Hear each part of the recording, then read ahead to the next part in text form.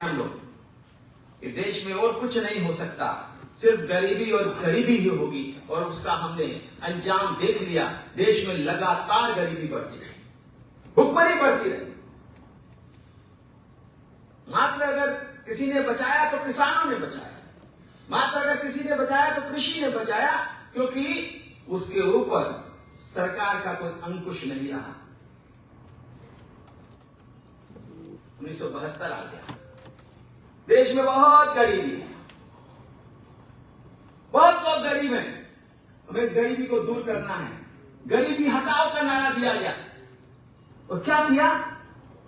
लोगों को मुफ्त अनाज दे करके, लोगों को डोज दे करके सरकार के ऊपर निर्भर बना दिया। गरीबी यूं की त्यों बनी रही, बेरोजगारी यूं की त्यों बनी रही, क्योंकि हमने अपने उद्योगों को काम करने का अवसर नहीं दिया। मैं कल ही आउटलुक बिजनेस में एक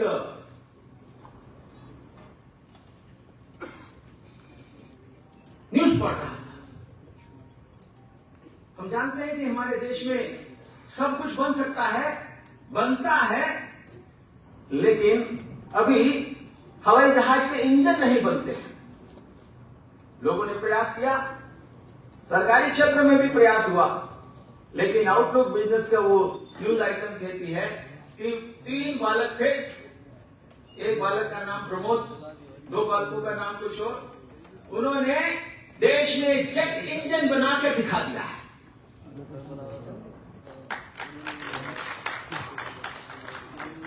कहते हैं कि हमारे देश में जेट इंजन नहीं बन सकता। 3 बालक मिलकर के ही जेट इंजन बना देते हैं। अगर सारे के सारे देश के 37 करोड़ बालक अगर तय कर लें कि देश को आत्मनिर्भर बनाना है, देश को आगे बढ़ाना है, तो कौन इस देश को रोक सकता है?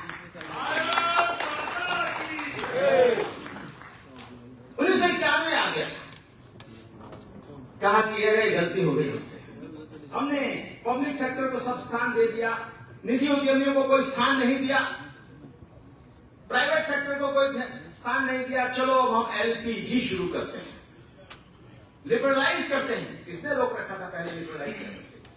प्राइवेटाइज करते हैं। किसने रोका था आपको प्राइवेटाइज करने से? ग्लोबलाइज करते हैं। किसने रोका था?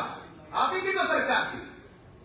लेकिन हमारे लोगों को बेरोजगार रखने में, हमारे देश को नीचा रखने में, देश को दुनिया की पंक्ति में सबसे पीछे खड़ा करने में इसी प्रकार की नीति का हाथ था। 1991 में कहा अरे अब हम सब कुछ खोल देते हैं। किसके लिए खोला? विदेशियों के लिए खोला। किसके लिए खोला? विदेशी कंपनियों के लिए।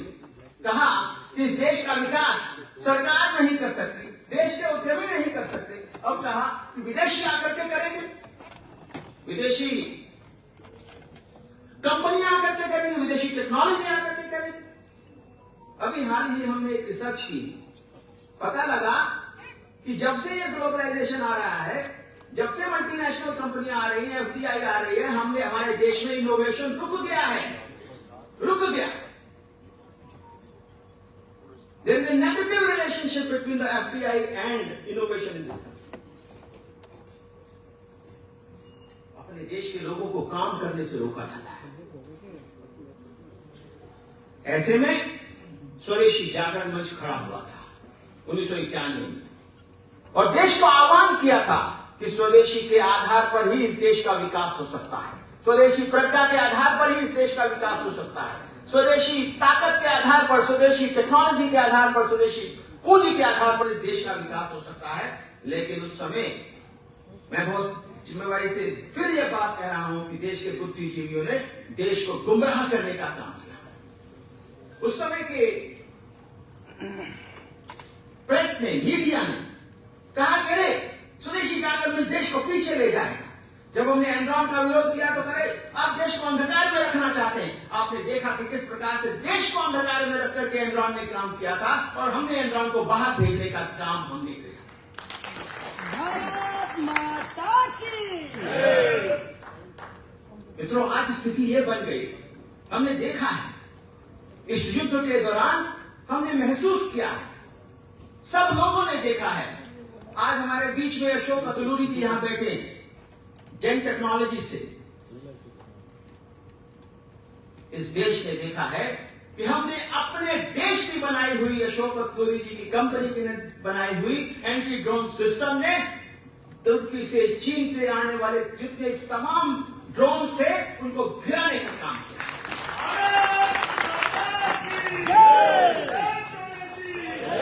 जम्मू और पंजाब में जितने भी भेजे गए ड्रोन्स, उन सबको एक को भी नीचे तक आने नहीं दिया गया। उसके हथियारों को, उसको आसमान पर ही वहीं पर समाप्त कर दिया गया, चाहे उसको जाम करके किया हो, चाहे उसको मिसाइल के द्वारा किया हो। मित्रों, हमने दिखा दिया इस युद्ध के दौरान हमने दिखा दिया कि अगर इस देश की सुरक्षा हो सकती है तो अमेरिका के द्वारा भेजे गए विमानों से नहीं हो सकती है, वो रूस के द्वारा भेजे गए विमानों से नहीं हो सकती है।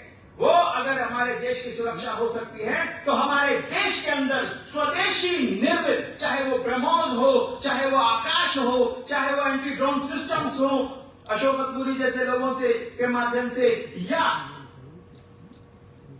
एंटी मिसाइल सिस्टम्स हो, एयर डिफेंस सिस्टम हो। आप लोगों ने एक चित्र देखा होगा, अखबारों में छपा था। प्रधानमंत्री जी अपने कंधे पर एक राइफल लेकर के जा रहे थे। वो राइफल जेन टेक्नोलॉजीज के द्वारा बनाई गई थी। एक प्रतिनिधि के रूप में आए, इसलिए इनका बार बार नाम ले रहे हैं, लेकिन L&T ने, टाटा ने, तमाम लोगों ने और भारत फोर्ज ने एक दुनिया की ऐसी तोप बना के रखती है कि दुनिया में उसकी बराबरी कोई तोप नहीं कर सकती है। आज वो भारत निर्मित तोप पूरी दुनिया के अंदर जाने वाली।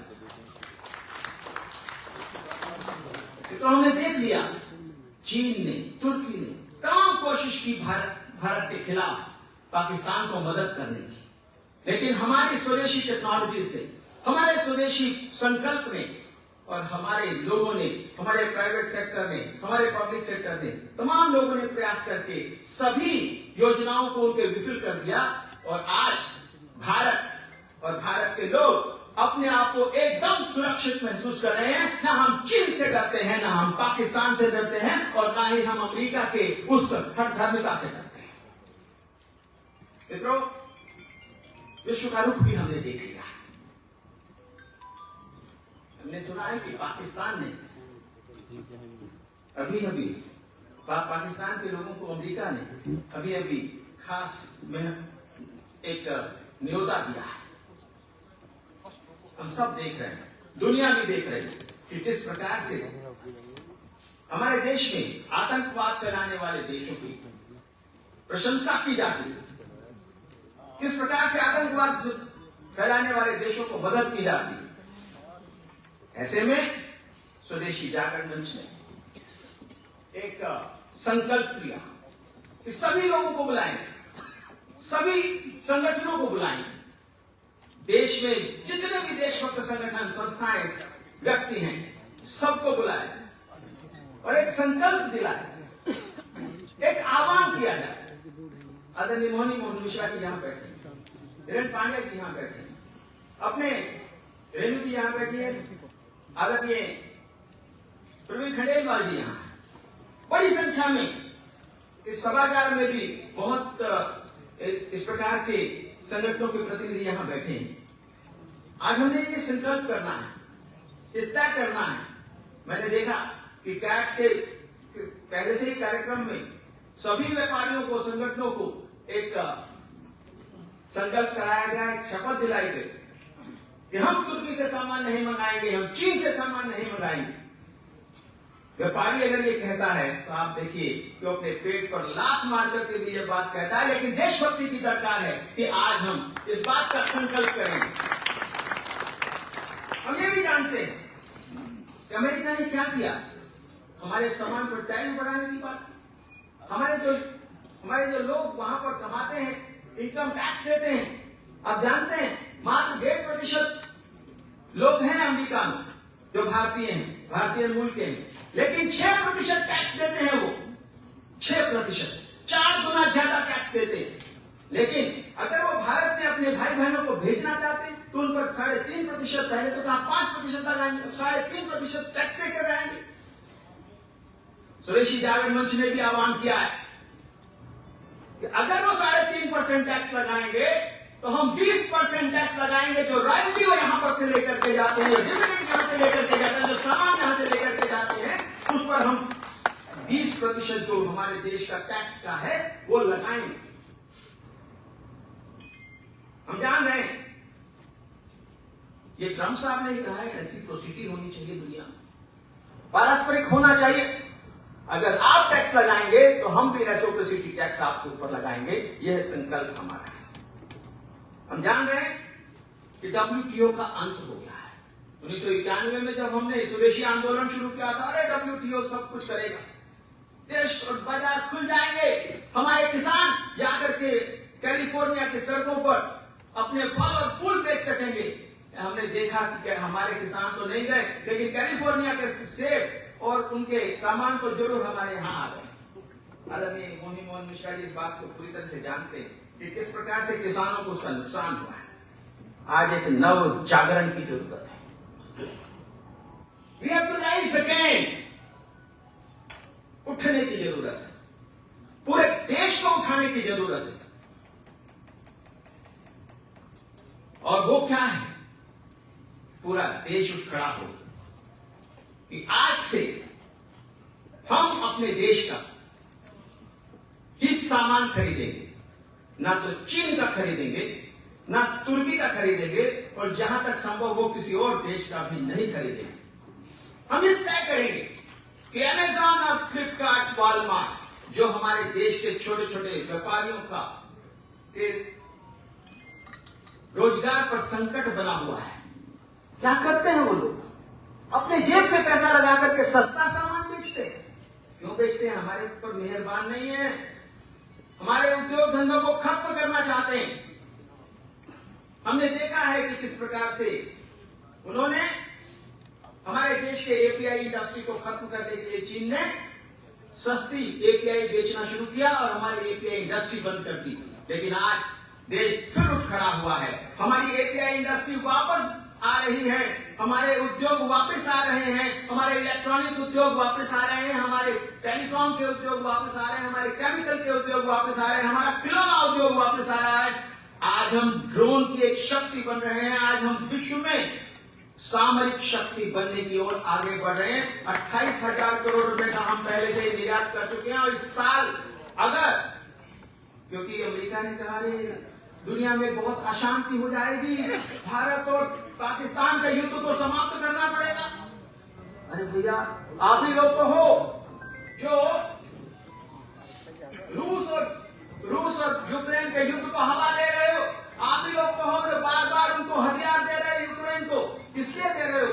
दुनिया में शांति स्थापित करने के लिए। दुनिया में अशांति फैलाने वाले लोग भारत में शांति स्थापित क्यों करना चाहते थे? स्टार्ट कर सकते हैं।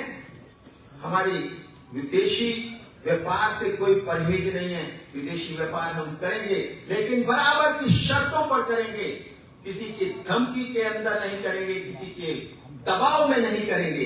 यही बात कहते हुए मैं आज फिर से आप सभी बंधु भगिनियों से निवेदन कर रहा हूं कि आइए इस देश के नव जन जागरण में और देश के पुनर्निर्माण में अपनी भूमिका का निर्वहन करें।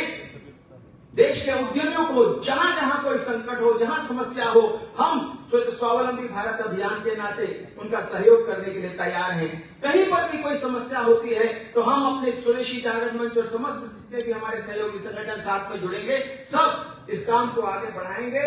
आपको पुनः निवेदन करते हुए कि आज देश का उद्यमी, स्टार्टअप, साइंटिस्ट, टेक्नोक्रेट्स और आम जन, हर देश का हर युवा, वो जो 37 करोड़ युवा है जिसको हम 37 करोड़ ग्रोथ इंजिन कहते हैं, उन सब को लेकर के इस देश को के पुनर्निर्माण, इस देश को महान बनाने का काम हम सब लोग करें। जिनका एमुनिशन भी स्टैंडर्ड एमुनिशन है, परंतु उसको ऑपरेट करने के सिस्टम में हमने सिग्नलिंग व्यवस्था अपनी जोड़ दी। तो जैसे ही हमने भारतीय जुगाड़ और अब तो तकनीकी का जुगाड़, एआई का जुगाड़, सिग्नल्स का, इलेक्ट्रॉनिक्स का जुगाड़ उसके अंदर जुड़ा है, तो हमारी एक एक गन्स इस क्षमता की बन गई कि वो ड्रोन्स को गिरा पा रही थी। और आपको जानकर के हैरानी होगी, सभी अधिकारी मंच पर बैठे हैं, जानते ही हैं, रशिया में जो S-400 का एक स्टेशन था उसको यूक्रेन ने उड़ा दिया। और भारत में S-400 के स्टेशन तो छोड़ दीजिए, एक भी मिसाइल जमीन को टच नहीं की, वो हवा में तोड़ दी गई, तब जाकर के गिरी। विद्यार्थी परिषद अपने कार्यकर्ताओं से ऑपरेशन सिंदूर के समय में बात की, तो हमने पूछा ये आपके भवन क्यों गिर रहे हैं? बाड़मेर में कार्यकर्ताओं से पूछा, जम्मू में कार्यकर्ताओं से पूछा, तो बाड़मेर के कार्यकर्ताओं ने बताया कि भाई साहब वो जो ड्रोन है वो एक आल्टो कार के साइज का है, आल्टो कार के साइज का है, इट इज 1000 kg। जम्मू के कार्यकर्ताओं ने बताया कि वो तो ऊपर ही ध्वस्त कर दिया, पर जब नीचे गिर रहा है तो 1000 kg की डिब्रीज गिर रही है, और वो जो गिर रही है तो 4 मंजिला पूरी बिल्डिंग ध्वस्त हो जाएगी। भारत में अगर हानि हुई ऑपरेशन सिंदूर के पश्चात तो वो उस प्रकार से हुई। कोई लाइव बम टच नहीं किया, लाइव मिसाइल टच नहीं की। यह भारत में तकनीकी का भारतीय उपयोग करते हुए शोध के काम पर। तो मुझे लगता है कि आज जब हम स्वावलंबन की बात कर रहे हैं, विद्यार्थी परिषद की, युवा विद्यार्थी परिषद अपने अलग अलग आयामों के माध्यम से विद्यार्थियों के बीच में इसी बात को लेकर के जा रही है कि अब शोध से हम पीछे नहीं हट सकते, हम रिसर्च से पीछे नहीं हट सकते, स्वावलंबन से पीछे नहीं हटा जा सकता। और स्वदेशी मंत्र होगा पहले ये संघ वालों के गलों में, नारों में। अब प्रत्येक भारतीय के हृदय से वो धरातल में उतरना पड़ेगा, क्योंकि एक एक सामान जो हम खरीद रहे हैं वो विदेशियों की शक्ति बढ़ा रहा है। एक एक सामान जो हम ला रहे हैं उस कारण से उनकी ताकत बढ़ रही है। और अमेरिका है, उसकी जान उस राक्षस की तरह है, वो जो जिस तोते में है, वो तोते का नाम है बाजार, वो तोते का नाम है मल्टीनेशनल कंपनीज। इसलिए जब भारतीय सामान बिकेगा तो अमेरिका की सारी जो गुस्सा और मद है, जो ट्रंप नाम का मद हमें दिखता है, वो मद बिल्कुल शांत उतर जाएगा। मुझे लगता है कि आज की यह जो हम पूरा कार्यक्रम कर रहे हैं, आज का जो यह स्वावलंबी भारत अभियान का पूरे दिन का कार्यक्रम रहने वाला, यह बहुत ही उपयुक्त समय पे हो रहा है। हम सभी मुकुंद जी से जो अपना भारतीय उद्योग व्यापार मंडल, जो बड़ा मंडल चलता है, बड़ा इनका संगठन चलता है पूरे देश में, उसके राष्ट्रीय महासचिव हैं, वो आएंगे और अपने संगठन की क्या भूमिका इस अभियान में रहने वाली है थोड़ा सा वो भी बताएंगे। आदरणीय मुकुंद जी। धन्यवाद। सभी मंच पर उपस्थित हमारे श्रेष्ठ जन, निश्चित रूप से यहाँ पे उपस्थित पूरे देश से आए, अपनी अपने क्षेत्र के, अपने अपने सामाजिक क्षेत्र के सभी पुरोधा हैं। और आज जो स्वदेशी जागरण मंच ने इस कार्यक्रम के माध्यम से वास्तव में जो अभियान को जन जन तक पहुंचाने का संकल्प लिया है, ये कहीं न कहीं हम जितने भी व्यापारिक संगठन पूरे देश के हैं, हम केवल अपनी बात न कहें, पूरे देश के जितने व्यापारिक संगठन हैं, इन सब की एक आवाज को संयुक्त रूप से लाने का जो प्रयास किया है, इसके लिए इस स्वदेशी जागरण मंच का जितना अभिनंदन वंदन किया जाए उतना कम है। निश्चित रूप से हम सब लोग एक अभियान में लगे थे, लेकिन आज जब धन्यवाद देंगे माननीय प्रधानमंत्री को, यशस्वी प्रधानमंत्री को, कि उन्होंने इस अभियान को एक जन आंदोलन के रूप में, हम सब लोग उसको एक आंदोलन के रूप में बढ़ाने का काम कर रहे थे, लेकिन माननीय प्रधानमंत्री जी ने स्वदेशी का आह्वान करके इसको जन आंदोलन बना दिया। अब गांव गांव तक ये बात स्वतः पहुंच गई है, और स्वदेशी जागरण मंच को भी कि एक लंबे अरसे से हम देख रहे हैं कि इसके लिए ये प्रयास कर रहे हैं, और आज हमें धरातल पे देखने को मिला है। माननीय कश्मीरी लाल जी उत्तर प्रदेश के दौरे पे आए थे, कानपुर भी आए थे, एक अच्छी बैठक हुई थी, हरदोई भी गए थे, कई जगह, जितनी जगह भी गए थे, एटा गए थे, सब जगह जाकर के हमारे व्यापार मंडल ने बढ़ चढ़ कर उसमें हिस्सा लिया है। और पूरे देश में इस मंच के माध्यम से आपको आश्वासन देंगे, क्योंकि हमारा अभियान बहुत पहले से चल रहा है, स्थानीय व्यापार, स्थानीय उत्पाद और स्थानीय पर्यटन। देखिए, किसी देश की जीडीपी बढ़ने में तीन ही चीज का योगदान है। एक तो पर्यटन का बहुत बड़ा योगदान है। बड़े बड़े छोटे छोटे देश जो केवल पर्यटन पे होकर के आज विश्व के अग्रणी में रह गए हैं, इसलिए हमें स्थानीय पर्यटन का बढ़ावा देना है, स्थानीय उत्पाद का और स्थानीय व्यापारी का।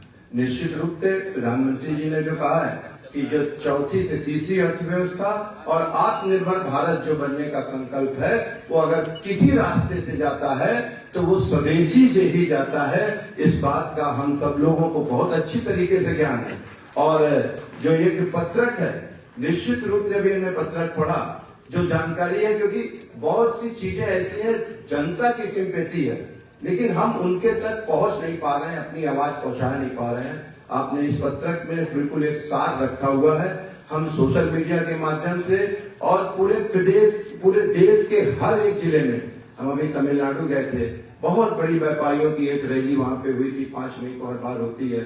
अभी काम जो आप हल्का कर रहे हैं, इसके लिए आपको बहुत बहुत आभार है। ये हम लोगों का दायित्व बनता है, हम लोगों का काम है, और हम लोगों के काम में आपने बढ़ चढ़ के हम सब लोगों को जगाने का काम किया है। निश्चित रूप से पूरा देश का व्यापारी आपका हमेशा सदैव ऋणी रहेगा।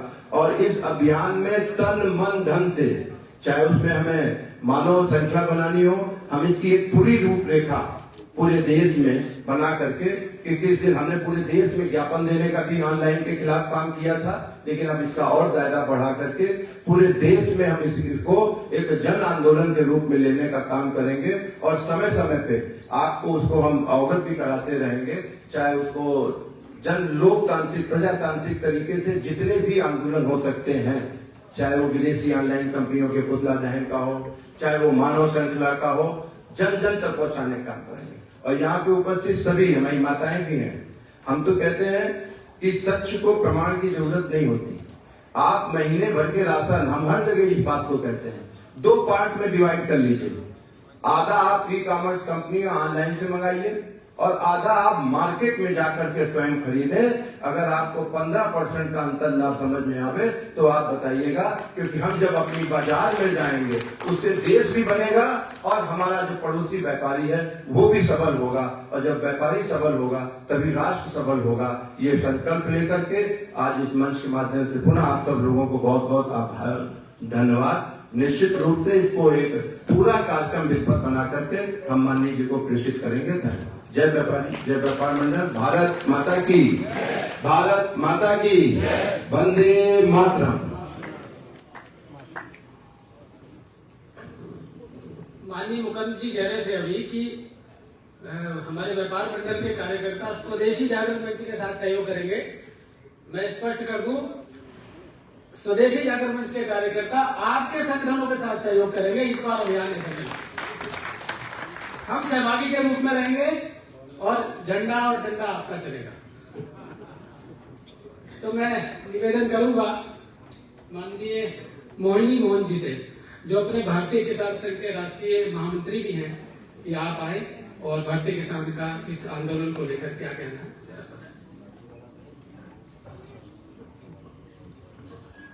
सबको नमस्कार। अब सामने अभी अपने साथी किसान नेता बैठे होंगे, बीएम सिंह जी, नरेश जी, अपने कृष्णावीर जी और धर्मेंद्र जी का बैठे, तो हिम्मत तो बढ़ता है आप लोगों के बीच में बात रखने के लिए। सिंदूर का बात हो रहा है। हमने 2 साल से जो सीमांत में किसान है, वास्तविक सेना के साथ वही हमारा सुरक्षा की गारंटी है। वो अपना खेत को बंकर के अंदर नहीं ले सकता, अपने टनल के अंदर नहीं ले सकता। अगर वहां से भाग जाएगा सुरक्षा की चूक होगी। इसीलिए सीमांत और किसानों के साथ काम हमने पहले से शुरू कर दिया था। झेल रहे हैं, समस्याएं हैं, गोलाबारी हो रहा है, फिर भी वहां छोड़ के ना जाए। यहाँ तक कि लाहौल स्पीति तक हमारा समितियां बन गई है।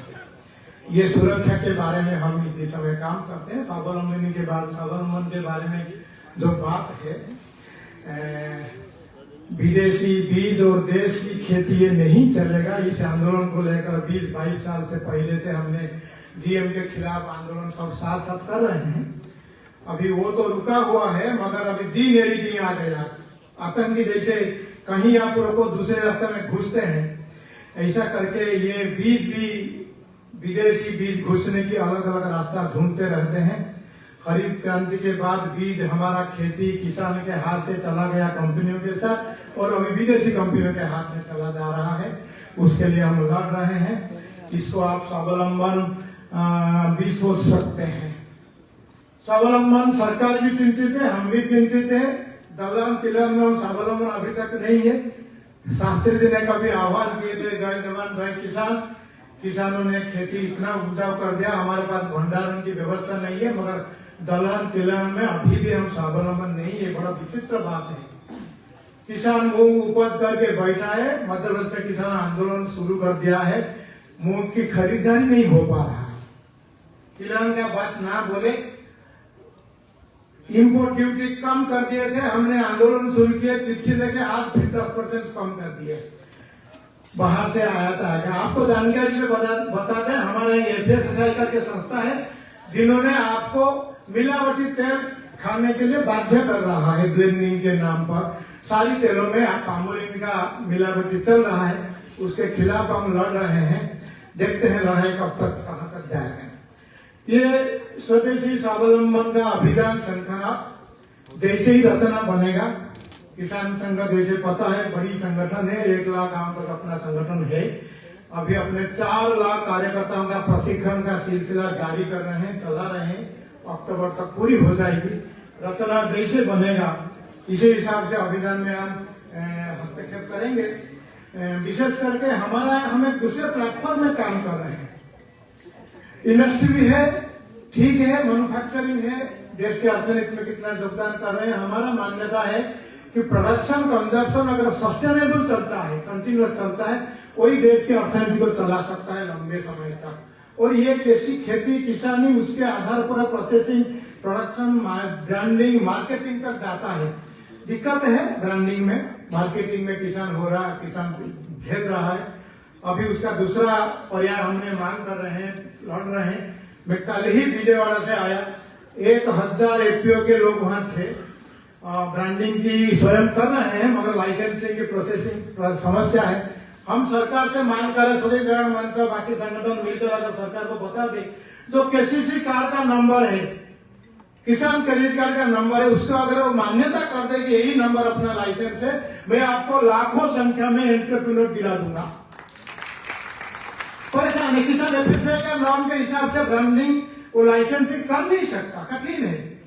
FPO वाले जो FPC कानून में कंपनी कानून रजिस्टर किए हैं, उसके ऊपर जुर्माना इतना लग रहा है, वो परेशान है। उस पर थोड़ा करेक्शन हो जाए तो एंटरप्रेन्योरशिप आप बोलना नहीं पड़ेगा। किसान आज इतना तैयार है, किसान के माने आर्थिक व्यवस्था भी कोई कमी नहीं है। KCC कार्ड का लिमिट 5 लाख हो गया है। अगर FPO को भी KCC कार्ड मिल जाए, हमने आग्रह किया है, सरकार के सामने रखे हैं, FPO को अगर KCC कार्ड मिल जाता है तो इंस्टीट्यूशनल क्रेडिट भी उनको मिल जाएगा। कोई समस्या नहीं होगी स्वावलंबन में, प्रोसेसिंग में, ब्रांडिंग में, मार्केटिंग में। इसलिए इस अभियान में हम साथ हैं, साथ ही करेंगे।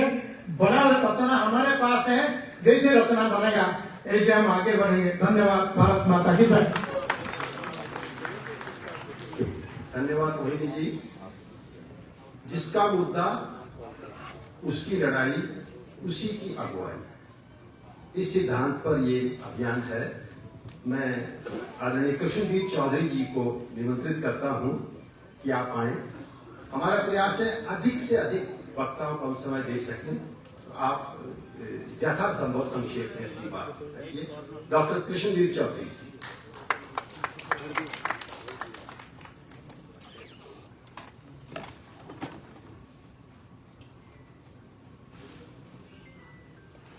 सम्मानित मंच, देश के कोने कोने से आए मेरे सभी मित्रों, साथियों, सभी को प्रणाम। मोहिनी मोहन मिश्रा जी ने अभी जिन बिंदुओं पर चर्चा की है, वो इस देश के किसानों के मुख्य बिंदु। ये सच्चाई है कि सरकार प्रयासरत है किसानों को आर्थिक रूप से मजबूत करने के लिए। उस नीतियों का लाभ गांव तक कैसे पहुंचे, किसान तक कैसे पहुंचे, आज किसान तक उन नीतियों का लाभ पहुंचाने की आवश्यकता है। इसीलिए जो स्वावलंबी अभियान है, इसमें देश के कोने कोने के किसान और नौजवान जुड़कर आगे बढ़ेंगे, देश मजबूत होगा। सिंगूर ने सारा दुनिया को दिखा दिया और कोरोना काल के अंदर देश के किसानों ने खाद्यान्न सुरक्षा को साबित कर दिया कि देश की सबसे बड़ी आर्थिक मुद्रा अगर कोई है तो इस देश के अन्नदाताओं का खाद्यान्न सुरक्षा है, अनाज है, दलहन है, गेहूं है। ये सारा आपने देखा है। दुनिया की बड़ी बड़ी ताकतें धराशायी हो गई थी, भारत मजबूती से खड़ा था। दुनिया में सबसे पहले वैक्सीन बनाने वाला देश भारत बना, ये सच्चाई है। लेकिन मित्रों, एक बात मैं कहना चाहता हूं कि किसान बाजार में नहीं खड़ा हुआ आज तक, आजादी से लेकर अब तक। किसानों को अभी तक सिर्फ मंडियों तक रखा गया। आज आवश्यकता है, प्रधानमंत्री जी ने जो 3 कानून बनाए थे, सरदार भीम सिंह जी बैठे हुए, नरेश जी बैठे हुए, धर्मेंद्र मलिक बैठे हुए, उसमें बाजार खोलने का जो प्रयास था वो इसलिए था कि लगभग 65% कच्चा माल गांव में बिकता है, जहां ना कोई मंडी है और ना कोई कंट्रोल है। तो मेरा तो सिर्फ हम सब लोगों का एक ही निवेदन रहेगा मंच के माध्यम से कि आज बाजार को खोलने की आवश्यकता है, किसान को बाजार में मजबूती से खड़े करने की आवश्यकता है। एफपीओज को और ज्यादा मजबूत करना पड़ेगा, तभी किसान बाजार में खड़ा होगा। एफपीओज को एग्रो प्रोसेसिंग में किसी लाइसेंस की आवश्यकता ना हो। एफपीओज अपना धान से चावल प्रोसेसिंग कर सके और दाल को बना सके, और दूसरा प्रोसेसिंग है उसको लाइसेंस फ्री एफपीओ को रखा जाए तो एफपीओ ज्यादा कामयाब होंगे और खेत से लेकर उपभोक्ता तक जोड़ने का काम उपभोक्ता करेंगे। मैं इन्हीं शब्दों के साथ एक बार पुनः स्वदेशी जागरण मंच का धन्यवाद करता हूं कि आपने मुझे जो साथ हम लोग अभी तक रहे हैं, हमेशा मजबूती से रहेंगे और देश के कोने कोने में भारतीय कृषक समाज आपके लिए काम करेगा, आपके साथ कंधे से कंधा मिला काम करेगा। जय हिंद, जय भारत। धन्यवाद चौधरी साहब, आपने सीमित समय। अपने बीच में श्री विजय कुमार गर्ग जी, आप आईपीएस हैं और पूर्व इंस्पेक्टर जनरल ऑफ पुलिस आप रहे हैं, आपका स्वागत है। अपने बीच में सुभाष कत्याल जी, हरियाणा के पूर्व कैबिनेट मंत्री, अपने बीच में उपस्थित हैं, आपका स्वागत है। अपने बीच में प्रदीप विश्वकर्मा जी शामली से आए हैं, आप प्रांतीय महामंत्री हैं व्यापारी सुरक्षा फोरम के। अपने कि आप भी आए और मजदूर संघ का क्या इस अभियान को लेकर रहने वाला है उसके बारे में बताएंगे। एक बार जरा इस अभियान के नाम को दोहरा लेते हैं, ठीक रहेगा ना? मतलब 2-4 बार दोहराएंगे तो मुझे लगता है हमें याद हो जाएगा कि इस अभियान का नाम क्या है। तो मेरे साथ बोलेंगे, स्वदेशी सुरक्षा एवं स्वावलंबन अभियान। अब मैं नहीं बोल रहा, आप लोग बोले एक बार से। और बैठे बैठे भी हम मन में इसको रख सकते हैं ताकि ये नाम जब हम जाए तो ये अभियान पूरी तरह हमारे मस्तिष्क में आए। सभी को नमस्कार, सुप्रभात। मंच पर उपस्थित माननीय श्री सुंदरम जी एवं सभी ज्येष्ठ श्रेष्ठ ऐसे सभी महानुभाव, मेरे सम्मुख में बैठे श्रेष्ठ कार्यकर्ता बंधु भगिनी, भारतीय मजदूर संघ को भी इस अभियान के सदस्य संगठन में रहते हुए एक अच्छी प्रेरणा मिली। उसके आधार पर इस आज के कार्यक्रम में भी मुझे उपस्थित रहने का एक गौरव प्रदान हुआ है। इसलिए मैं स्वदेशी जागरण मंच एवं बाकी आयोजक सभी संगठनों के मैं कृतज्ञ हूँ और मैं उनका धन्यवाद करता हूँ। भारतीय मजदूर संघ की स्थापना 1955 में श्रद्धेय दत्तोपंत जी ने की थी। उसके बाद तुरंत ही उन्होंने हमेशा इस विषय को, स्वदेशी के विषय को हम सबके बीच में आगे बढ़ाया है। अब पिछले 45 वर्ष से इस कार्य में जुड़ने के कारण मुझे भी ज्ञात है कि बहुत सारे विषय पर श्रद्धेय दत्तोपंत जी ने हम सबके लिए बहुत ऐसे प्रेरणादायक किए। आज देखते देखते भारतीय मजदूर संघ 70 साल पूर्ण कर चुका है और इस अवधि दरमियान भी हमने पंच परिवर्तन को विषय को लेकर उनमें से एक स्वदेशी का विषय ये भी सभी मजदूर क्षेत्र के बीच में ले जाने का प्रयत्न किया है और कम से कम एक प्रांत में कम से कम 5 लाख से अधिक लोगों के बीच संपर्क किया है और ऐसे पूरे भारतवर्ष में भारतीय मजदूर संघ का काम 27 प्रांतों में फैला हुआ है। इस प्रकार से इन सभी प्रांतों में अलग अलग जगह इस विषय को ले जाने में हम सफल हुए हैं। इस कार्यक्रम के आधार पर भी और इवन सभी प्रकार के स्वावलंबी अभियान के जो जुड़े हुए हैं, इसमें हमारी तरफ से भी अपने अखिल भारतीय टोली के रूप में कार्यकर्ता एवं उसके साथ में प्रांतीय स्तर की टोली के कार्यकर्ता के रूप में आगे बढ़ाने के इस विषय से प्रेरणा मिलती है। बहुत जरूरत है क्योंकि 140 करोड़ की अपनी देश की आबादी में 55 करोड़ कम से कम मजदूर क्षेत्र में मजदूर कार्य करते हैं और इसीलिए इन सब में पहले जागरूकता, फिर बाद में जानकारी और फिर जोश, इस प्रकार से हम लोग भरने की कोशिश करेंगे। जहां बहुत जागरूकता लाने की कोशिश है, इस आज इस विषय को लेकर जो संकनाद हुआ है, इसमें भारतीय मजदूर संघ भी साथ में है, ये जानकर और बाकी सारे मजदूरों के बीच में भी इस विषय को बहुत अच्छी तरह से लिया जाएगा, इसकी भी पुष्टि करने वाले हैं। अब आने वाले 23 जुलाई 2025 को एक समापन कार्यक्रम हुआ। हमें खुशी है कि हमारे परम पूजनीय सर सिंह चावला जी का भी समय मिला है, उसमें भी पाथे मिलने वाले। बहुत सारे मजदूरों को चुने हुए भारत के इस दिल्ली में इकट्ठा करके इस विषय को भी उसके साथ जोड़ने का प्रयत्न करेंगे जो भारतीय मजदूर संघ के अन्य विषय को साथ है और उसी के आगे कड़ी में, क्योंकि स्थान स्थान पर इनका उपयोग और इसकी आवश्यकता ये भी समझी है। मजदूर क्षेत्र में जैसे प्रतिरक्षा डिफेंस में जो कार्यकर्ता हमारे कार्यबंधु करते हैं, उन्होंने भी आग्रह किया है। अब ये भी हुआ है कि पहले हमारे सैनिक बंधु बनने के लिए जूते बड़े बाहर से आते थे और जो बुलेट प्रूफ जैकेट होता था वो भी बाहर से आता है।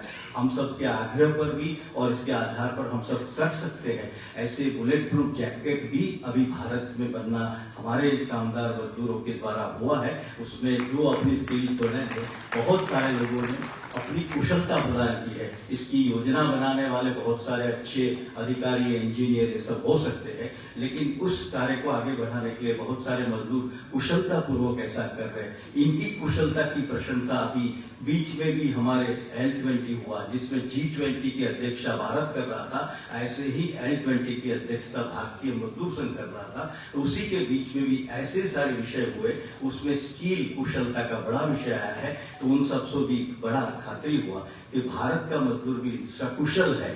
इसमें हमने जो श्रेणी बनाई वो है, लेकिन उस श्रेणी के आधार पर बहुत कुशल है। इन कुशल कारीगरों के बीच में भी हमारे पास बहुत ऐसी विषय है जो धीरे से आगे ले जा सकते हैं। बहुत ऐसे विषय पर हमारे करोड़ों सदस्य हैं। इन करोड़ों सदस्यों मजदूरों के बीच में करेंगे। विशेषकर से 55 करोड़ में से करीब 40 से 45 असंगठित क्षेत्र में कार्य करने वाले ऐसे मजदूरों के बीच में भी इस विषय को ले जाना आवश्यकता है। जैसे मैंने कहा, कुछ तक जागरूकता प्रदान करनी होगी, दूसरे के विषय में जानकारी देनी होगी और उसके बाद जोश भरना होगा। और अभी जोश का कार्य आज के बाद यहाँ से शुरू हो रहा है, इसलिए पूरे भारतवर्ष में जैसे फैलेगा, हम भी उनके सदस्य संगठन के नाते इस फैलाव में भी जुड़े रहेंगे। मैं भी अपनी तरफ से इस विषय को आगे बढ़ाने के लिए अंगत रूप से बड़े प्रसन्न हूं और इस विषय में हमारे सभी के बीच में जाएंगे। आप सबको भी इस विषय को आगे बढ़ाने के लिए इस विषय के आधार पर शुभकामनाएं देते हुए, जो समय की मर्यादा बंधन पे ध्यान में रखते हुए मैंने थोड़ा कहा है, लेकिन पूर्णतः आप बहुत समझदार होंगे, समझेंगे। ऐसा करते हुए मेरी बात को समाप्त करता हूँ। धन्यवाद। भारत माता का।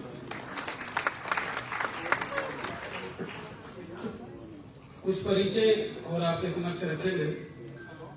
हमारे एक देश के अंदर बड़ा संगठन चलता है ब्रह्म कुमारीज। तो ब्रह्म कुमारीज की प्रतिनिधि के नाते बहन आशा दीदी जी हमारे बीच में है। ब्रह्म कुमारी से बहन जी है ना? बहन जी, हाँ, ब्रह्म कुमारी चलिए, शायद अभी कहीं और वो भी आने वाले हैं। श्रीमान Ashok Kumar ji, reader to DIG Ludhiana, आप भी हमारे मध्य में उपस्थित हैं, आपका स्वागत है। श्रीमान हेमराज गोयल जी एक बड़ी प्राइवेट कंपनी चलाते हैं, पंजाब से हैं, वो भी हमारे मध्य में है। हेमराज गोयल जी। श्रीमान दिनेश भाटिया जी, ये संस्कृत भारती पंजाब ट्रस्ट के अध्यक्ष हैं। आपका भी स्वागत है। कुछ और परिचय अपने वरिष्ठ कार्यकर्ताओं के हैं। श्रीमान अन्नदा शंकर पाणिग्राही जी हमारे वरिष्ठ प्रचारक भी हैं और अखिल भारतीय संघर्षवाणी प्रमुख के नाते आप दायित्व का निर्वाह करते हैं और पूर्वोत्तर और पूर्वी क्षेत्र जो अपना है उसके संगठक के नाते भी दायित्व का निर्वाह करते हैं। श्रीमान जगदीश जी अपने कर्नाटक के संगठक हैं। श्रीमान जगदीश जी, श्रीमान केशव जी दुबोलिया, आप हमारा जो मध्य क्षेत्र है उसके संगठक हैं। साकेत राठौर जी अपने अखिल भारतीय जो महिला समिति है उसके आप सह संयोजक हैं, आप भी यहाँ पर उपस्थित हैं। श्रीमान सतीश चावला जी हमारे मध्य में हैं, अपना स्वर्णिम भारतवर्ष फाउंडेशन है उसके आप प्रेसिडेंट हैं और हमारे यहाँ जो पूर्णकालिकों का वर्टिकल चलता है उसका भी काम देखते हैं। श्रीमान विनय जी जम्मू कश्मीर, हिमाचल और पंजाब ऐसे 3 प्रदेशों के संगठक हैं, आपका भी स्वागत है। मैं अब बिना देरी के निवेदन करूंगा अपने परम आदरणीय भारत भूषण जी से जो अपने अखिल भारतीय सह संपर्क प्रमुख है कि आप आए और हम सबका मार्गदर्शन करें। आदरणीय भारत भूषण।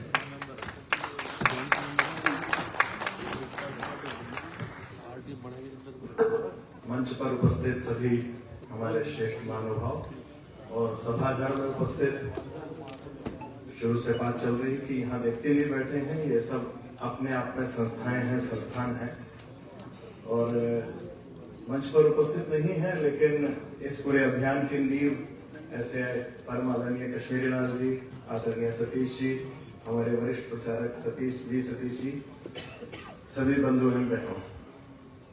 तो एक संघ का अधिकारी होने के नाते कॉपीराइट मिल जाता है कि सब जगह जाके मार्गदर्शन करना है, विषय की जानकारी हो या ना हो, लेकिन मार्गदर्शन पूरा करना है।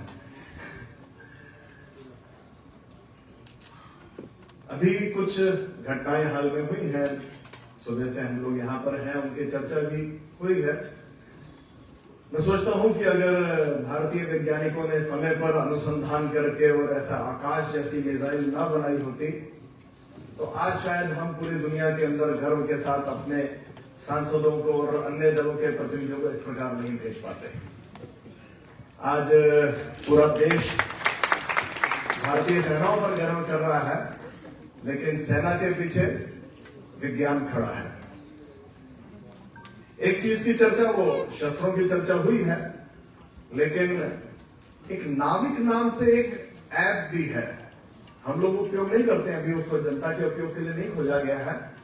तो किस प्रकार से हमारी मिसाइल्स यहां से निकली और रास्ते में किसी ने इंटरसेप्ट नहीं किया, या हमारे शिप्स जा रहे हैं और किसी को पता नहीं चल रहा है, तो वो जो नेविगेशन की पद्धति है, वो जो भारत ने विकसित की है नाविक, उसका भी इस सारे युद्ध के परिणाम में बड़ा योगदान रहा है। अभी यात्रा रुकी नहीं है और संघर्ष जारी है। जैसा प्रधानमंत्री जी ने कहा है कि ऑपरेशन सिंदूर रुका नहीं है, ऑपरेशन सिंदूर जारी है और हम सब उसके सिपाही हैं। यहाँ के वैज्ञानिक उसके सिपाही हैं, यहाँ के उद्यमी उसके सिपाही हैं। हम सबको मिलकर इस ऑपरेशन सिंदूर को सिरे तक ले जाना है। और अभी चर्चा चल रही है कि और सैटेलाइट्स की आवश्यकता है। जब सैटेलाइट छोड़े जाते थे तो कुछ लोग मजाक उड़ाते थे कि देश में सड़कें नहीं है और आप अंतरिक्ष विजय करने जा रहे हैं। शायद उनको इसका उत्तर मिल गया है। अगर ये सैटेलाइट्स ना होती, बेशक सीमित संख्या के अंदर है, तो शायद हमको पता नहीं चलता कि पाकिस्तान के सैनिक अड्डे कहां पर हैं, उनके वायुसेना के अड्डे कहां पर हैं। ये हमारे विज्ञान का ही और हमारी सैटेलाइट्स का ही परिणाम था, लेकिन यात्रा जारी है। अभी उसमें बहुत सारा काम किया जाना बाकी है। कोविड की चर्चा अभी भाई साहब कर रहे थे। अब कल्पना करती है कि अगर अपने भारतीय वैज्ञानिकों ने कोवैक्सीन की खोज ना की होती, कितने लोग मरे होते और कितना नुकसान होता। हमको फाइजर की वो घटिया वैक्सीन खरीदनी पड़ती जिसके बारे में दुनिया आज चर्चा कर रही है। उसके आफ्टर इफेक्ट्स बहुत खतरनाक है। हमारे यहाँ के कुछ राजनेताओं ने अपनी राजनीति के चलते कोवैक्सीन का मजाक उड़ाया था, लेकिन आज अनुसंधान से पता चल रहा है कि दुनिया की जितनी भी वैक्सीन बनी है, ज्यादा नहीं बनी है, 5-7 ही बनी है, उसमें सबसे सुरक्षित जो वैक्सीन है वो कोवैक्सीन बनी है भारत के अंदर। मैं विदेश में गया तो अमेरिका में था मैं, तो वापस आ रहा था, तो ये कोविड के बाद की बात है, तो हमारे मित्र हैं, उन्होंने कहा कि वो कागज रख लिया है ना। मैंने कौन सा कागज? टिकट तो आजकल मोबाइल पे। कहते नहीं वो कोविड वाला कागज है। मैंने कोविड का कौन सा कागज है? कहते तुमने वैक्सीन लगवाई नहीं लगवाई, इसका कागज। मैंने कहा भारत के अंदर कोई कागज नहीं रखने की जरूरत है, हमारे मोबाइल के ऊपर कोविन ऐप है जिस पर ये सर्टिफिकेट है, तो वो भारतीय है। उसको हैरानी हुई और वो कहते हैं अमेरिका में तो हम 2 साल से वो कागज लेके घूम रहे हैं, हमको लगता है कि अमेरिका टेक्नोलॉजी में बहुत आगे है। ये हम सबकी बहुत गलत फहमी है। अब अमेरिका के अंदर जाए, यूरोप के अंदर जाए, आप कार्ड स्वाइप करेंगे, कोई ओटीपी नहीं आएगा, सीधा पैसे निकल जाएंगे। हमको लगता है साइबर क्राइम बहुत होते हैं, हमारे यहाँ हर वक्त मोबाइल पे फोन करते ही आता है साइबर क्राइम से बचिए, लेकिन जितने साइबर क्राइम भारत के अंदर होते हैं उससे कई 100 गुना ज्यादा यूरोप और अमेरिका के अंदर होते हैं। ये बात अलग है कि हम अपने देश की निंदा करने में बहुत आगे रहते हैं। आपको गर्व होना चाहिए, यूपीआई नाम की जो ऐप हमने बनाई है, अगर आप किसी को 1 रुपया भी देना चाहते हैं, हजारों बैंक, वो फ्रांस के राष्ट्रपति आए थे, उन्होंने देखा कहीं पर चाय या सब्जी कुछ ली और उन्होंने उससे पेमेंट की, वो हैरान हो गए। तो इसलिए भारतीय वैज्ञानिकों का योगदान बहुत बड़ा है, हम लोग कई बार इसको कमतर करके आंकते हैं। और ये 2 मैंने आपको परिस्थिति बनाई। एक तीसरी परिस्थिति की आजकल पूरे देश, पूरी दुनिया में चर्चा चल रही है, और यूक्रेन की चर्चा भी हो रही है, गाजा की चर्चा भी हो रही है, लेकिन एक स्थिति बहुत खतरनाक अभी बनी है। चीन ने रेयर अर्थ मेटीरियल्स का, मेटल्स का एक्सपोर्ट बंद कर दिया है। अब आप सोचिए कि हमारे यहाँ पर और पूरी दुनिया के अंदर टेस्ला दुनिया की सबसे बड़ी, सबसे महंगी कार बनाने वाली सबसे बड़ी कंपनी बन गई है, बड़ी रहेगी। अब उनका झगड़ा शांत हो गया आपस में, वो ऐसे ही आदमी एक दिन झगड़ते हैं, एक दिन मित्रता करते हैं, वो उनका कुछ भरोसा नहीं है। लेकिन आप सोचिए कि अगर टेस्ला को वो मैग्नेटिक रेयर अर्थ मटेरियल नहीं मिलेगा, वो मैग्नेट नहीं मिलेगी, तो उसकी कंपनी बंद हो जाएगी। ये पोजीशन है भारत के कार बनाने वालों की। तो हमको स्वावलंबी होना ही पड़ेगा। ये जहां जहां अश्विनी जी प्रातःकाल अपने उद्घाटन भाषण के अंदर कह रहे थे कि वो 50, 60, 70, 80 के दशक के अंदर जो गलतियां हमने की हैं, उसका भुगतान आज भी हमको करना पड़ रहा है। थोड़ा सा आत्मविश्वास की कमी है, कर हम सब कुछ सकते हैं। मैंने आपको उदाहरण बताया, सबने सुबह से उदाहरण बताए हैं, केवल आत्मविश्वास की कमी है। थोड़ा स्वाभिमान भी कई बार कम हो जाता है। आत्मविश्वास की कमी कैसे है? अब देश की और दुनिया की सबसे बड़ी सॉफ्टवेयर कंपनीज हमारे यहां पर है, लेकिन आपको सुनकर अच्छा नहीं लगेगा कि वो सॉफ्टवेयर कंपनीज अपने सॉफ्टवेयर पे काम नहीं कर रही हैं, हम सिर्फ सर्विसिंग कर रहे हैं। जो जितनी भी कंपनीज, विदेशी कंपनियां हैं, उन्होंने जो प्रोडक्ट्स बनाए हैं, हम केवल उनकी सर्विसिंग कर रहे हैं। तो 5-7 बड़ी कंपनियां आप जानते हैं, टीसीएस है, विप्रो है, एचसीएल है, और ऐसे ही 5-7 ही है। मैं ऐसी एक कंपनी के किसी मैनेजिंग डायरेक्टर से मिलने के लिए गया, मेरे पास संपर्क विभाग का काम है, बड़े लोगों से मिलना पड़ता है, वो भी बुलाते हैं संगे के नाते, तो उनके डायरेक्टर्स वगैरह को बुला लिया। तो उनके एक बोर्ड ऑफ डायरेक्टर्स में जो डायरेक्टर हैं, उन्होंने बड़े गर्व के साथ मेरे को बताया कि भाई साहब आपको सुन के बहुत अच्छा लगेगा कि हमने 3 प्रोडक्ट के इंटेलेक्चुअल प्रॉपर्टी राइट्स खरीद लिए हैं। ये भाई साहब इंटेलेक्चुअल प्रॉपर्टीज में बहुत काम करते हैं, तो अगर आपको कोई प्रोडक्ट बनाना है और कोई दूसरी कंपनी पहले बना चुकी है, तो आपको उसके कॉपीराइट लेने पड़ते हैं या उसको रॉयल्टी देनी पड़ती है। मैंने कहा बहुत अच्छी बात है, कौन सी कंपनी? कहते आईबीएम के हमने 3 प्रोडक्ट के इंटेलेक्चुअल आईपीस खरीद लिए हैं। मैंने कहा कब की हो? कहते 1990s में उन्होंने, ये 2020 के आसपास की बात है। हम 30 साल बाद लाखों करोड़ की कंपनी मेरे को ये बता रही है कि हमने 30 साल पुराने प्रोडक्ट खरीदे। मैंने कहा आपने अपने क्यों नहीं डेवलप किए? उनके पास कोई उत्तर नहीं था। ये केवल आत्मविश्वास की कमी है। इतनी बड़ी बड़ी कंपनियां, हम ये मैं आपको दूसरी साइड बता रहा हूं। पहले वो बातें हैं जिससे आपका गर्व से सीमा छोड़ा होगा, लेकिन ये बातें वो हैं जिसमें काम करने की आवश्यकता है। हमारे यहां अक्सर चर्चा करते हैं, दुनिया भर की 50 सबसे बड़ी कंपनियों के अंदर 20 से अधिक के सीईओ भारतीय हैं। मैंने 20 से अधिक के सीईओ भारतीय हैं, लेकिन वो नौकर हैं, वो मालिक क्यों नहीं बने? या आत्मविश्वास क्यों नहीं आया हमारे यहाँ के बच्चों के अंदर? क्योंकि हमने बच्चे को बचपन से ही कान के अंदर मंत्र फूका है। इसमें हम सब लोग जिम्मेवार हैं, हम सब मतलब हम सब भारतीय जिम्मेवार हैं। हम उसको कान में मंत्र फूकते, बेटा अच्छी पढ़ाई कर जिससे अच्छी नौकरी मिलेगी। इससे भारत स्वावलंबी नहीं बनने वाला है। हमको इनोवेशन भी करनी पड़ेगी, हमको स्किलिंग भी करनी पड़ेगी, हमको एंटरप्रेन्योर भी तैयार करने पड़ेंगे। हमको बचपन से बच्चे को कान में बताना पड़ेगा, बेटा नौकरी मत करियो। मैं कॉलेज के अंदर जाता हूँ, यूनिवर्सिटी के अंदर जाता हूँ, बहुत अच्छे अच्छे बच्चे मिलते हैं। मैं कहता हूँ बताओ पढ़ाई करने के बाद तुम नौकर बनना चाहते हो मालिक? अब नौकर बनने में कौन हाथ खड़ा करेगा? मालिक बनना है, हाँ मालिक बनना चाहते हैं, लेकिन नौकरी ढूंढ रहे हैं। नौकरी करने वाला मालिक नहीं बन सकता है। इस अभियान का एक बड़ा सूत्र ये भी है। अब करें कैसे? कौन शुरू करेगा? ये स्किलिंग कौन करेगा? मैं एक बहुत बड़ी कंपनी है टाटा वाइनजी, उसके बहुत सीनियर व्यक्ति से मिल के आया, तो वो कहते हैं आजकल हमको वो डायग्नोस्टिक का काम भी करते हैं। वो कहते हैं हमको ब्लड लेने के लिए व्यक्ति नहीं, सबकी हालत है। मतलब टाटा वाइनजी का मैंने उदाहरण दे दिया क्योंकि मिल के आया था। बहुत अच्छे व्यक्ति, अच्छा काम कर रहे हैं, लेकिन उन्होंने कहा हमको ये ब्लड सैंपल लेने के लिए लोग नहीं मिलते हैं। हम लोग स्किलिंग का काम कर रहे हैं दिल्ली के अंदर, समर्थ भारत संघ की ओर से चल रहा है। हम ये सब काम जो सब लोगों को चाहिए वो सिखाते हैं। आपको कारपेंटर चाहिए हम सिखाते हैं, आपको प्लम्बर चाहिए हम प्लम्बिंग की शिक्षा देते हैं, आपको एसी ठीक करना, ये सब काम हम सिखा रहे हैं। मैंने कहा भाई साहब बात तो ठीक है आपकी, करेगा कौन? कहते आप लोग सिखा रहे हैं ना, आप सिखाइए। मैंने कहा अच्छा हम सिखाएं और आप लोग उसका उपयोग करो। Why don't you come together? आओ मिलकर सिखाएंगे। तो आज की इंडस्ट्री की ये भी एक प्रॉब्लम है। हम लोगों को सबको स्किल्ड लोग चाहिए, लेकिन सिखाएगा कौन? सिखाएगा स्वदेशी जागरण मंच, सिखाएगा भारतीय मजदूर संघ, सिखाएगा भारतीय किसान संघ, विद्यार्थी परिषद वाले लोगों को तैयार करेंगे कि आइए भैया आप स्किल सीखिए। इंडस्ट्री को क्यों नहीं आगे आना चाहिए? आप मिलकर सेंटर एस्टेब्लिश करिए।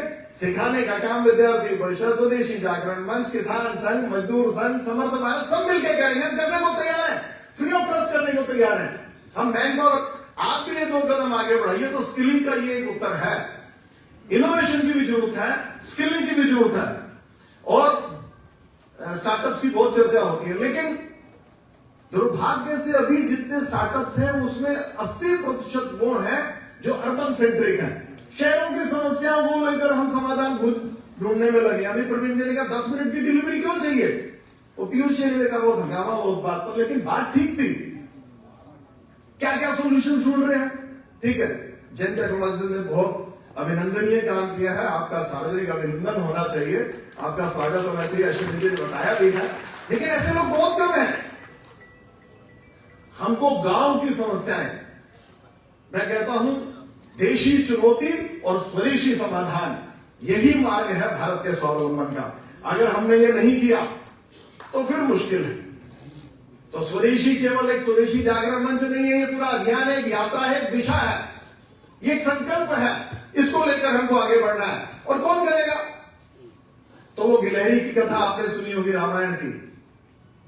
अपना गिलहरी प्रयास करिए, ईश्वर भी आपकी सहायता करें। नल और नील बना देंगे, वो पुल बन जाएगा, राम सेतु बन जाएगा, राम रावण पर विजय प्राप्त कर लेंगे। हम चीन को परास्त कर देंगे, हम पाकिस्तान को परास्त कर देंगे। हम अमेरिका की चुनौतियों से डरने वाले नहीं है कि भारत को विश्वगुरु बनना ही बनना है, कोई इसको रोक नहीं सकता है। लेकिन मेरे को और आपको अपना गिलहरी प्रयास करना है। वो जगन्नाथ की यात्रा कल शुरू हुई है, जगन्नाथ का रथ बढ़ेगा, लेकिन हमारा सौभाग्य होगा कि हम भी अपने उसमें एक हाथ लगा दें। और हमारा संकल्प कैसा चाहिए? वो दशरथ मांझी जैसा चाहिए। उसकी पत्नी मर गई थी, उसने सरकार को दोष नहीं दिया, उसने एमपीज को नहीं देखा, उसने एमएलए को नहीं पूछा, वो लग गया अपना छैनी रथोड़ा लेकर, और इतनी लंबी पहाड़ी को उसने अकेले 22 साल के अंदर काट के और उसमें रास्ता बना दी कि मेरी पत्नी मरी थी, आगे से कोई और का बीमार होगा तो उसको ये तकलीफ नहीं होती। 70 किलोमीटर के रास्ते को उसने 15 किलोमीटर में कर दिया। ऐसा दृढ़ संकल्प चाहिए। केवल मैं अंतिम बात बताकर आपका अपना निवेदन समाप्त करूंगा। वो उदाहरण है, आप लोग सब जिनको मौका लगे, जिनको पढ़ने का शौक है, नहीं तो यूट्यूब वीडियोस बहुत हैं, आप जरूर पढ़िएगा उस पुस्तक को। मैंने 2 बार पढ़ी है, मैं सोचता हूं 3-4 बार पढ़नी चाहिए। वो है इजराइल के राष्ट्रपति शिमोन पेरेस, अब उनका देहांत हो गया, पूर्व राष्ट्रपति रहे। उन्होंने एक पुस्तक लिखी है, no room for small dreams. छोटे सपने देखने के लिए हमारे जीवन में कोई जगह नहीं है। यह है संघ के कार्यकर्ताओं का, स्वदेशी जागरण मंच के कार्यकर्ताओं, इस सभागार में बैठे हुए सब लोगों का संकल्प। हम छोटे सपने देखने के लिए पैदा ही नहीं हुए हैं, हमने भारत को विश्व गुरु बनाना है, ये बड़ा संकल्प हमारा है। आप उस पुस्तक को पढ़िए। जब इजराइल आजाद हुआ, आपको पता है 1948 के अंदर द्वितीय विश्व युद्ध के बाद में किस तरह उन पर अत्याचार हुए, यहूदियों पर। हम पर भी अत्याचार हुए थे, हमने लिखे थोड़ा कम है। ये भाई साहब बैठे हैं, मेरा परिवार है, और यहाँ बहुत सारे लोग जो पंजाब से, सिंध से, कोटा बलूचिस्तान से, सीमा प्रांत से गुजर के आए हैं, उन पर बहुत अत्याचार हुआ। हमने लिखा नहीं, वो दुर्भाग्य है। हम लिखवाने का काम कर रहे हैं, अभी संघ वाले बहुत सारे काम कर रहे हैं, ये भी एक काम कर रहे हैं। तो उन्होंने, उनकी कहानियां बहुत लिखी गई हैं। उस समय क्या था, पूरी दुनिया से लुट पिट के आए, मार खा के आए, एकदम दे वर बुचर्ड, कॉन्सेंट्रेशन कैंप्स, और वो गैस चैंबर्स की कहानियां, कई फिल्में बनी हैं उस पर। उस समय उन पर 6 देशों ने, अरबी देशों ने आक्रमण कर दिया। अभी भी युद्ध चल रहा है, वो बेचारा युद्ध में ही है जब से आजाद हुए थे। हमारा देश भी युद्ध में है, लेकिन हमारी वैसी उतनी बुरी परिस्थिति नहीं है। उस परिस्थिति के अंदर उन्होंने कहा हम अपने वायु सेना अपनी खड़ी करेंगे। उनके पास रोटी नहीं थी, उनके पास कपड़ा नहीं था, उनके पास मकान नहीं था, उनके पास पानी नहीं था, क्योंकि रेगिस्तान था, थोड़ी बहुत पहाड़ी थी, और फिर ना हथियार थे, ना सेना थी, और इस सबको खरीदने के लिए पैसे भी नहीं थे। हमारी स्थिति उससे अच्छी है। लेकिन इजराइल आज दुनिया में एक ताकतवर देश के नाते खड़ा हुआ है। केवल ताकतवर ही नहीं है, दुनिया के अंदर जितने नोबेल प्राइजेस मिले, आपने उठा के देख लीजिए, उसमें सबसे ज्यादा ज्यूज को मिले, यहूदियों को मिले, इजराइल के लोग हैं। सबसे ज्यादा स्टार्टअप जो है, टेक्नोलॉजी में सबसे आगे जो देश है वो इजराइल उन देशों में से एक देश है जो टेक्नोलॉजी में सबसे आगे है। हम भी उनसे बहुत सारी टेक्नोलॉजी सीखते हैं। तो ये संकल्प चाहिए, ये दृढ़ इच्छा शक्ति चाहिए, ये प्रतिज्ञा चाहिए। हमारे पास तो सब कुछ है, ऐसी धन धान्य वाली हमारी धरती है, ऐसी उर्वरा धरती है, ऐसा हमारे यहां पर तेज है, ऐसे युवा है। अभी वो बोल रहे थे हमारे अश्विनी जी ने, शायद 37 करोड़ युवाओं का देश है। ये हमारा डिविडेंड है, हमने जिसको लाइबिलिटी समझा वो हमारा डिविडेंड है। ये सब कुछ हमारे पास है, केवल आत्मविश्वास की कमी है, केवल दृढ़ संकल्प की कमी है। और शिमोन पेरेस ने अंतिम दिनों के अंदर एक इंटरव्यू दिया, वो इंटरव्यू भी इंटरनेट पे अवेलेबल, आप कभी सुनिएगा। उन्होंने कहा ये सब कुछ करने के बाद भी वो राष्ट्रपति, वो पूर्व राष्ट्रपति क्या कहता है, उन्होंने पूछा कि what is your only regret in life, आपको क्या दुख है? उन्होंने कहा कि मेरे को एक ही दुख है कि मेरे को और बड़ा सोचना चाहिए था। आप सोचिए, जो दुनिया के अंदर इतना ताकतवर देश है, ऐसे समय में ताकतवर बना जिस समय पूरी दुनिया उसके खिलाफ थी, ऐसे देश का राष्ट्रपति बोलता है कि शायद मैंने छोटा सोचा। तो इसलिए बड़े से बड़ा सोचिए, जितना बड़ा सोच सकते हैं सोचिए। अपने बच्चों को रोकिए मत, अगर वो कहते हैं कि मैं इस दुनिया की सबसे बड़ी कंपनी बनाऊंगा, रोको मत। ये मत कहना तेरा बाप तो सब्जी बेचता था, तू दुनिया की सबसे बड़ी, मत रोकिए उसको। और एक वाक्य उसने और बोला है, अगर कोई एक्सपर्ट आपको कहता है कि आप ये काम नहीं, वो सैम ऑल्टमैन दिल्ली आया था, हिंदुस्तान आया था, उन्होंने कहा नहीं, आपको आर्टिफिशियल इंटेलिजेंस पे काम नहीं करना चाहिए, दुनिया बहुत आगे बढ़ गई है। उसके बाद ही चाइना ने डीप सीक बनाया और उनके मुंह पे तमाचा मारा। डीप सीक बनते ही और इस कंपनी के शेयर 15% गिर गए। ऐसा घमंड से बोलने वाले सैम ऑल्टमैन को उन्होंने भी आईना दिखाया। हमारी बारी है, केवल चाइना के गुणगान करने से कुछ नहीं होगा। मेरे को लगता है इस सभागार के अंदर जो लोग बैठे हैं वो बहुत दृढ़ इच्छा शक्ति वाले और संकल्प शक्ति वाले हैं। तो ये जो अभियान शुरू हुआ है, ये भारत माता को, केवल देश को स्वावलंबी नहीं, भारत माता को विश्व गुरु के सिंहासन पर बनाकर ही पूर्ण होगा। बहुत बहुत धन्यवाद। भारत माता की जय। एक सूचना है, आप सबसे हम लगातार संपर्क में रहेंगे, तो पंजीकरण काउंटर पे आपको एक स्लिप मिली होगी, जाने से पहले उसे भरकर और वहीं देकर जाइएगा, उससे हमें सुविधा रहेगी। दीपक जी ने ये सूचना देने के लिए कहा और कहा कि जाने से पहले, तो अभी जाना नहीं है, कहीं ये समझ लें कि अभी जाना ही है। तो अभी ये सत्र समाप्त होगा। इस सत्र के बाद बाहर चाय की व्यवस्था है, हालांकि तापमान गर्म है, चाय भी गर्म है, लेकिन हम चाहते हैं कि ये गर्मी बनी रहे हमारे अंदर, ताकि इतना बड़ा जो अभियान है वो हमारा आगे सुचारू रूप से चल सके। अभी जो प्रमुख संगठन यहाँ पर आए, उनके जो प्रमुख यहाँ पर पदाधिकारी हैं, उनसे एक निवेदन रहेगा, अगले सत्र के बाद यानी भोजन के उपरांत अपनी एक 1.5-2 घंटे की योजना बैठक रहेगी, आगे इस अभियान को कैसे चलाना है।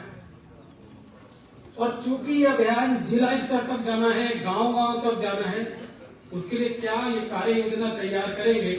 तो मेरा सबसे निवेदन रहेगा कि आज भोजन के उपरांत उस बैठक में भी उपस्थित रहेंगे तो अच्छा रहेगा। अभी बाहर चाय की व्यवस्था है, चाय देंगे और बहुत ज्यादा हम समय अंतराल नहीं देंगे। चाय पीकर हम लोग 12:30 तक डॉक्टर साहब प्रयास करेंगे, 12:30 तक हम लोग आएंगे। और कुछ लोगों के यहाँ परिचय अभी रह गए हैं, अगले सत्र में वो परिचय भी होंगे और वक्ताओं को समय भी मिलेगा। धन्यवाद।